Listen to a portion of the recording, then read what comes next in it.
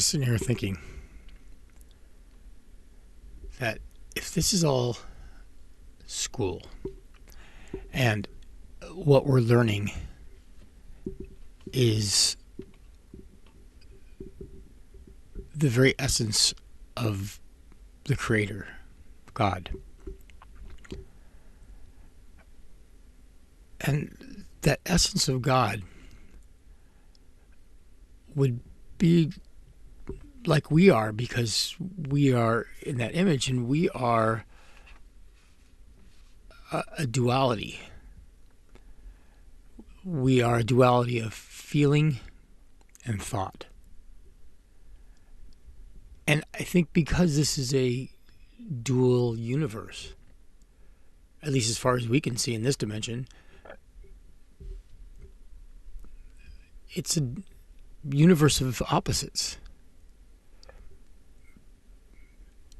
And but they're opposites that are in balance. So if that is God, and we are made in the image of God, it's not this body, this flesh, this is a vehicle. This is the instrument. The instrument for the mind and heart of God to manifest in the physical planes, in form. It's not hocus pocus or just unanswered reason. There's a reason for this. And we have all these hints from antiquity that tell us it's like Jesus says. He says he says he who has an eye to see and an ear to hear. It's like weird because I kind of always knew what that meant, but it's becoming really clear as I learn and open my mind to just what is without any preconceived notion. Or if I have a preconceived notion, I acknowledge it. I don't pretend like it's not there. And then I can see if it's like manipulating me or I'd say directing my thought or what I'm reading or learning. And it's about being as unbiased as you can by being aware that you have a bias, and so that you're aware of it. I don't know if it's possible, but you can hold that back and just say, okay, noted. It's like a counselor that just says, hey, by the way. It's like, okay, I'm aware. Thank you. I think it's like the voice of reason, especially when I'm researching something that I'm feeling emotional about. It keeps me balanced. And it makes sense to me that that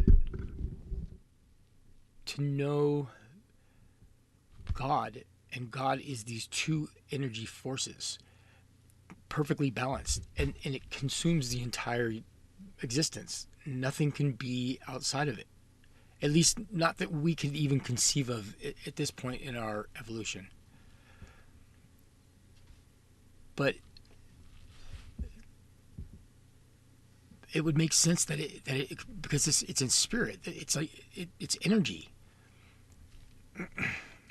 And these two types of energy, one is pure thought, logic. It's the law. It doesn't change. It doesn't. It's the law is the law. It's eternal. And that's the masculine force. It's like the law. It's like the penetrating force. It's solid. It's just it's unbreakable, and it's unmoving. And then you have the other energy, which is the feminine energy, or emotional energy. And it's chaotic, and it moves. It's moving, constantly moving. It doesn't stop. It's an energy that's unbounded. And with those two things together, it's limitless power, because you have logical, reasonable thought that's kept connected to everything through that feminine energy. It's the yin yang. It's the one side has a little piece, the other one, and it's like it's the wise counselor. The heart is the wise counselor for the mind once it's balanced, and then the mind is like the, I don't want to say, no, it's the voice of reason. The heart is with the heart, the mind is the voice of reason. With the mind, the heart is the voice of, it's the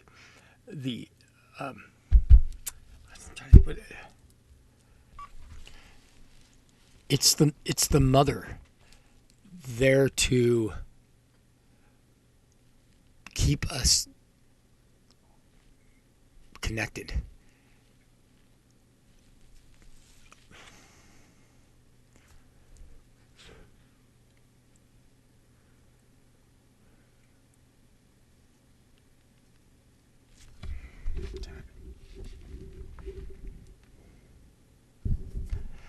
It's the part of us that is our humanity. It's love. It's the guiding force. It's the passion and the desire and the drive and the curiosity. And it's that force that it just, it enlightens, it energizes. And when love is complete within us, it together is the key that opens up the universe to us. Because no longer will we have these emotional programs just running in the back of our heads. It's silence. And without that chatter, without that emotional pull all the time, constantly,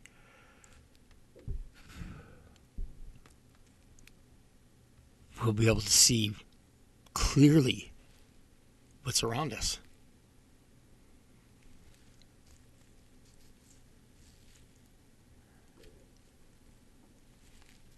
And this is the test. Right now, this is the test. The whole idea of the rapture, just it astounds me, because as a person of Christ, a follower of Christ, they are in training all the time. The singing and the church, and the I don't know, the bingo. I mean, it's like you are supposed to be, the righteous ones. That we're all supposed to, to copy. And yet, when things get rough, you want to get out of here? That doesn't make any sense. It is to be your opportunity to show who you really are, to be a servant to Christ, like you profess. And you want to beam out of here with people suffering and in need of the love and the kindness and charity that Jesus represents, and you're going to take off? You want to take off? Oh, I think you missed the point. The point is, you've been training for this. You've been preparing for it. To be perfect, to seeing that whole thing about perfection. That's the one that, Perfection. What is perfection? Perfection in Christ. What he's talking about. Love is the key. So it's perfection in love. So what does that mean? Well, Jesus, it says it in here. And if you take off the God goggles and see him for the man that he was and the teacher that he was, and he's trying to show you the way, what does he say?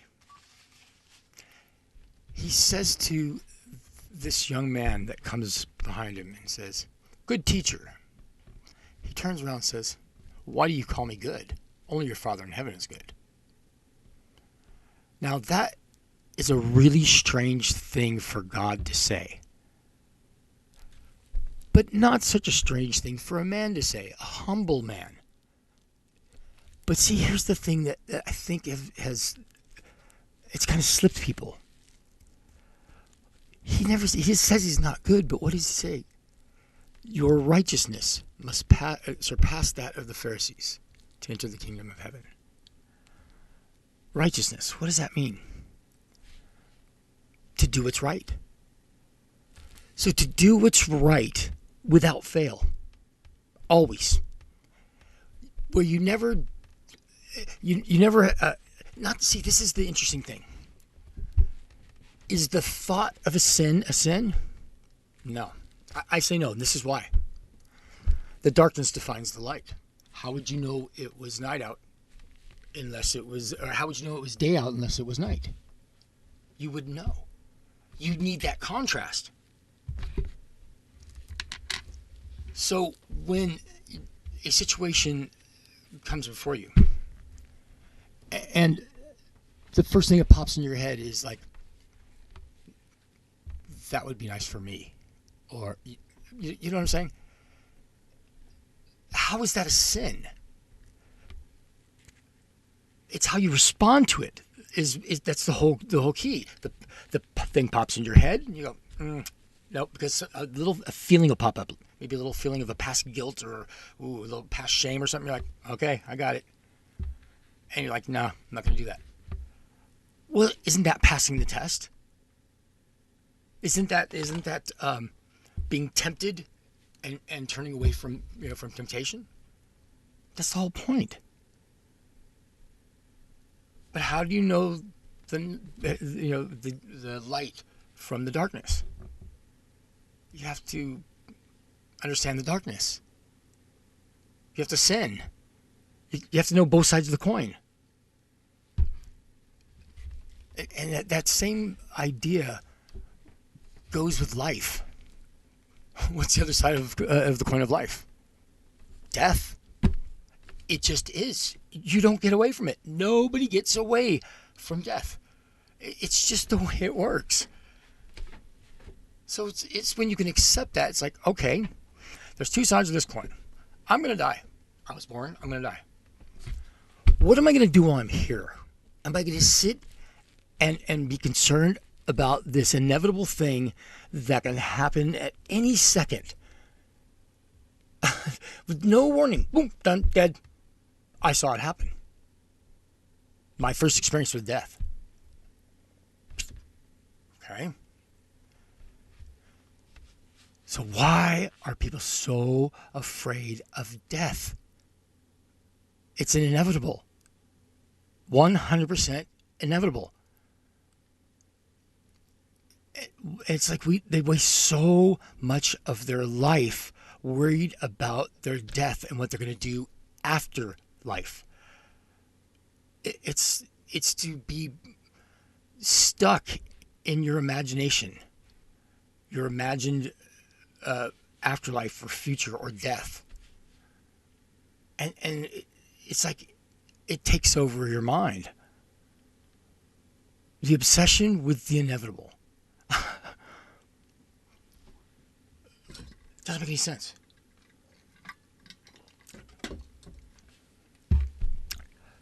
But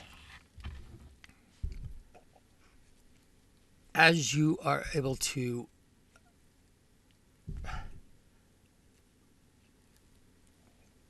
resolve the issues that you have, the emotional, I say I want to call them baggage, but I don't think of them as baggage anymore. That gives it kind of a really negative connotation. And this is not.